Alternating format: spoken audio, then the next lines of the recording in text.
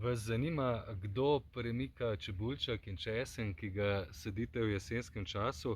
Navsezadnje lahko pohrusta tudi mlade rastlinice, ki kalijo, to je motovilec. Na našem vrtu pravzaprav nimamo težav, kajti uporabljamo veliko komposta, pobalini pa so se še posebno razmnožili na vrtovih, kjer uporabljate za gnojenje samo briketirana gnojila, se pravi kombinirajte kompost in briketirana gnojila in težav bo manj. Navsezadnje vam lahko pohrustajo tudi kakšno zimsko solato, ki ste sejali jo nekoliko kasneje, in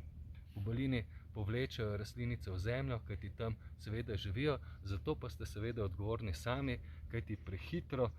pospravite vrt, vrt je preveč sterilen, vse rastlinske ostanke odnesete na kompost in potem deževniki nimajo hrane, da bi lahko kaj pojedli, se prilagodijo, primikajo čebulček, premikajo česen, pohrustajo kakšen mlado rastlinico motovilca, zimske solate in drugih rastlin, ki kalijo in rastejo v tem času, tako da predlagam, da pokrijete